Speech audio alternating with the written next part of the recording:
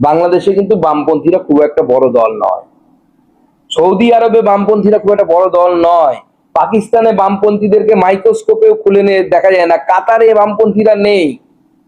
মেলাতে পারছেন কিছু? বিজেপির যেখানে সরকার আছে সেখানে বামেদের বা কোন রাজনৈতিক দলের কোনো মতাদর্শে শুধু ভারত বিরোধী না হলেই হবে, কাজ করার জন্য কোনো জায়গায় কোনো বাধা, কোন রকমের আক্রমণ কোথাও হয় না।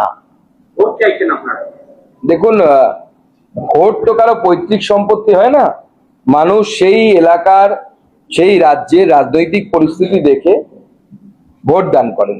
অবশ্যই প্রত্যেকটি রাজনৈতিক দলের সাথে একটা অংশ ভোট থাকে, যে ভোটটা আদর্শগত ভোট। যারা আদর্শগতভাবে বামপন্থী তারা বামপন্থীকে ভোট দেয়, irrespective of the political condition of that area and that state. আমরা যে আদর্শে বিশ্বাস করি আমরা সেই আদর্শে ভোট দিই। কিন্তু এখন এই রাজ্যে যে পরিস্থিতি হয়েছে তাতে আমি স্পষ্ট বলছি যে এই রাজ্যকে যদি বাঁচাতে হয়, তৃণমূল বিরোধী সমস্ত ভোটকে এক জায়গায় আসতে হবে, আসা উচিত।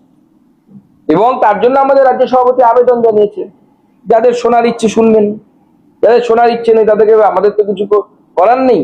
কিন্তু এটুকু বলতে পারি যে বিজেপি যে আদর্শে বিশ্বাস করে, বিজেপি যেখানে আছে, বিজেপির যেখানে সরকার আছে সেখানে বামেদের বা কোন রাজনৈতিক দলের কোনো মতাদর্শে শুধু ভারত বিরোধী না হলেই হবে, কাজ করার জন্য কোনো জায়গায় কোনো বাধা, কোন রকমের আক্রমণ কোথাও হয় না। এবং তার সাথে সাথে মনে করাচ্ছি বাংলাদেশে কিন্তু বামপন্থীরা খুব একটা বড় দল নয়। সৌদি আরবে বামপন্থীরা খুব একটা বড় দল নয়। পাকিস্তানে বামপন্থীদেরকে মাইক্রোস্কোপেও খুলে নিয়ে দেখা যায় না। কাতারে বামপন্থীরা নেই। মেলাতে পারছেন কিছু?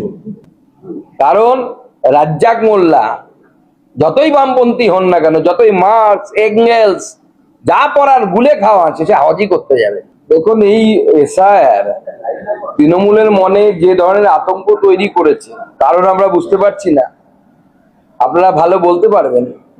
সেই জন্য এই এসআইআর কে আইদার বন্ধ করার চেষ্টা করা, এসআইআর কে কেন্দ্র করে হুজ্জুতি করা, দাঙ্গা হাঙ্গামা করা, তার একটা চেষ্টা চলছে।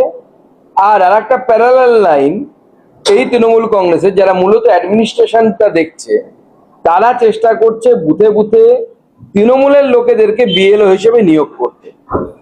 কারণ তৃণমূল বুথে সরকারি মেশিনারি দিয়েই কাজ করে, সরকারি মেশিনারি দিয়েই ভোট জেতার চেষ্টা করে। সেটা বহু জায়গায়